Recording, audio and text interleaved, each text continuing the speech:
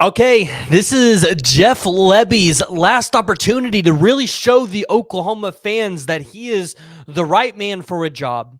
You come out with a poor performance here or bad clutch play calling, which, to be honest, I don't feel like you should have to show your clutch play calling in this game. But for Jeff Lebby, a lot of you have watched my show. You understand where I stand on this.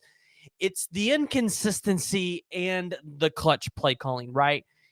Last week was a good game, right? He called a good game outside of the fourth quarter or, towards those last couple of drives. If you are Jeff Lebby, and I'm sorry if you guys see the game going on in the background, I forgot to turn off that monitor.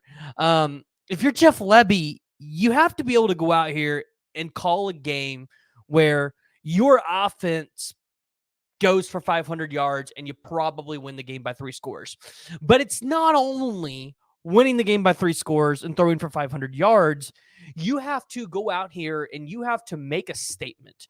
You have to go out here and you got to be able to show that you can control the clock, that you can control the time of possession. So you've got West Virginia coming into town. West Virginia was a team where, well, let's be honest, last year, that game was not fun for Oklahoma. It was wet. It was cold. It was rainy. And right now, West Virginia, hey, you feel like they got some momentum in their program because I think they're on what are they on a 1 game win streak, 2 game win streak? Because I know, didn't they or no, Oklahoma beat them in Norman in 2021. So they're on a 1 game win streak here. But regardless, they got momentum around their program. They thought they were on the verge of firing their head coach. And right now they're sitting at 6-3, at 4-2. They're bowl eligible. And even if they lose this game at 6-4, West Virginia fans definitely feel like they have something to look forward to because Garrett Green at quarterback, although he hasn't been stellar, he hasn't been bad. And they've got Christian McDonald's as well, or CJ McDonald or CJ Donaldson. Sorry, I don't know who I'm thinking of. CJ Donaldson. And it's like this West Virginia program feels like, hey, over the next couple of years, they have an opportunity to compete in the Big 12, especially as Oklahoma and Texas are on their way out. So Oklahoma is bringing West Virginia in. And you've got a big recruiting weekend ahead of you. It's a 6 o'clock game. You expect the fans to show up in full force. And Oklahoma fans, they don't want to see this team turn into what it was last year. They don't want to see the game go. They don't want to see this team go on a losing streak. They want to see this team turn it around. How do you fight an adversity? That's what we're going to find out this week, guys. But before we dive into it, before we talk about it, I need you guys to do me one thing. Go ahead, jump down in the comments below, join the discussion, drop your score predictions. What do you think Oklahoma is going to win the game by? I'll go ahead and give you guys mine. 42-17, Oklahoma over West Virginia. And if you haven't already, make sure you go ahead and hit that like and hit that subscribe button. Okay, let's talk about it. Because when you look at the matchup for Oklahoma in this game, they statistically are pretty well should be able to handle West Virginia. I think the only thing or the only couple stats that West Virginia is beating Oklahoma in, it's they're better in the pass game in terms of defense, and they're better when it comes to running the ball to Oklahoma. In fact, you have a top 10 rushing team coming into your home this week.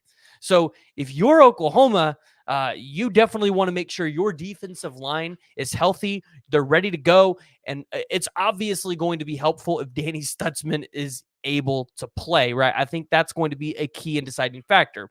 Oklahoma's defense, although we feel like it has regressed, which it has regressed this year a little bit, I don't feel like it's because the defense just forgot how to play football. You've had some key injuries, right? Gentry Williams has been out a little bit. Peyton Bowen hasn't been able to come in there. You've lost Danny Stutzman now for 2 games, so hopefully he's able to come back this week and make an impact, right? So when you lose key players like that, obviously your defense would expect to hurt. But even with all of that coming into this game, Oklahoma is a 13-point favorite and has an 88.9% chance to win this game, according to the ESPN matchup predictor.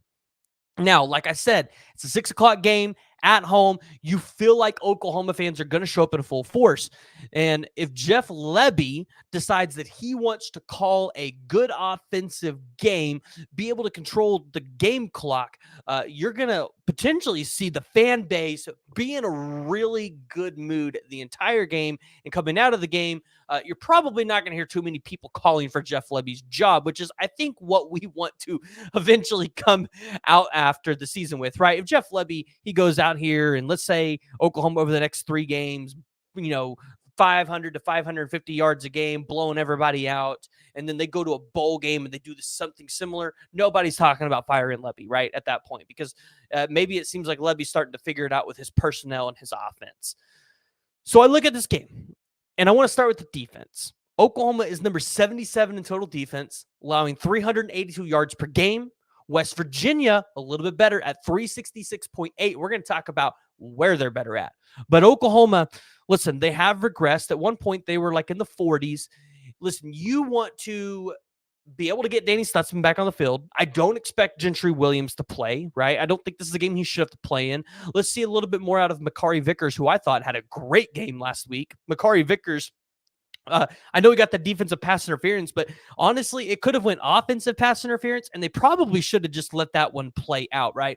Both guys were playing hard. They should have just let that one go. But instead, we know Big 12 refs, they're out to get Oklahoma.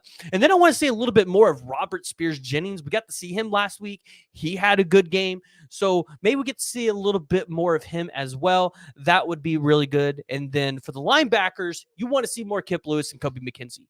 So where does Jaron Kanak fit in that? Honestly, I feel like if you don't have Danny Stutzman out there, Kanak probably shouldn't be playing, because it seems like the chemistry between Kanak and Danny Stutzman is crucial to Kanak playing well. So maybe Kobe McKenzie and Kip Lewis get a little bit more playing time.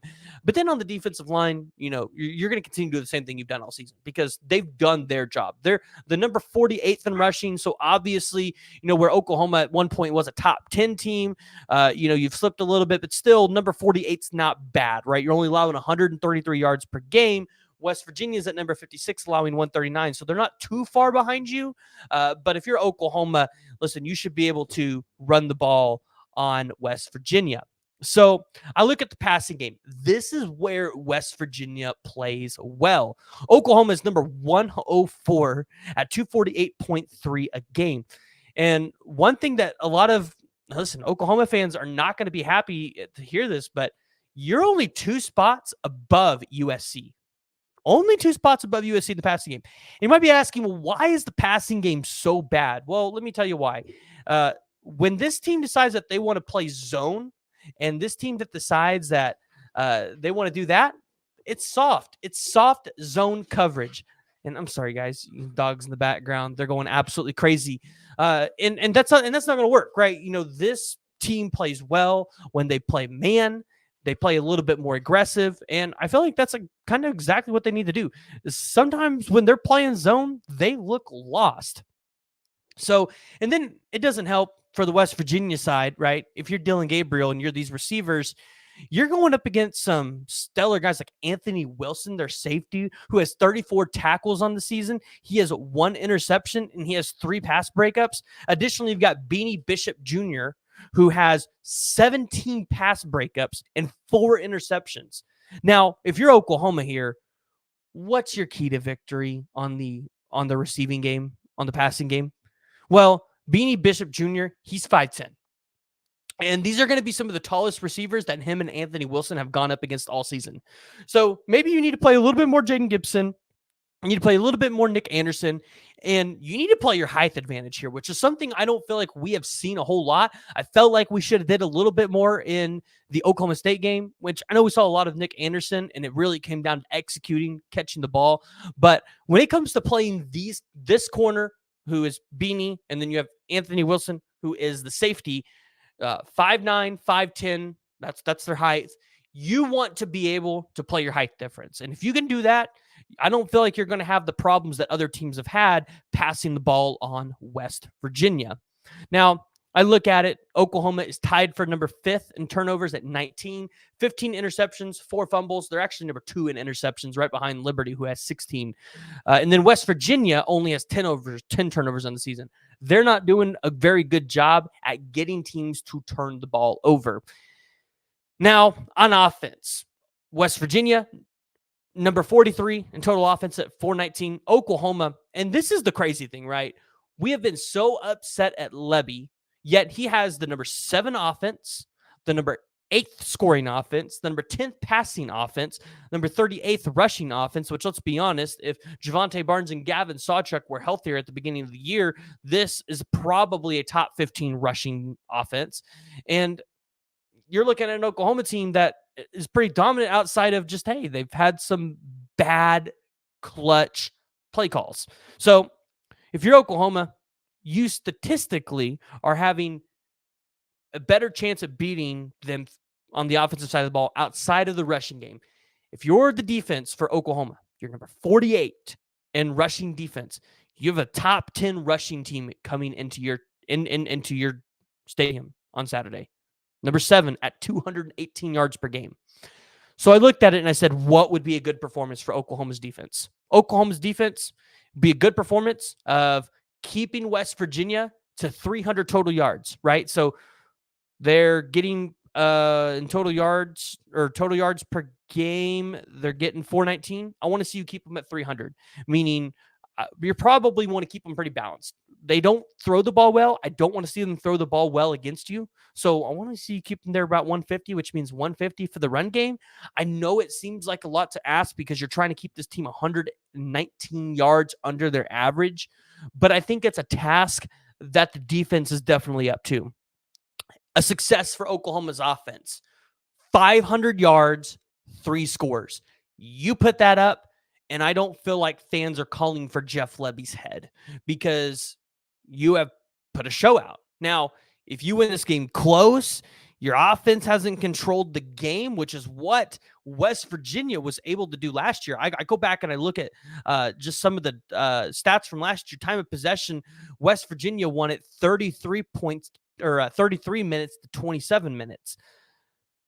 If you're Oklahoma, you want to be able to control your time of possession, keep the defense off the field so that they are able to come out fully rested and fully ready to go every time that they get out there, and they're able to make their stops, which, hey, when the defense needs to make their stops, they're able to do it, right? I'm tired of this season saying, hey, the defense did what they need to. Now we just need the offense to go bail the defense out.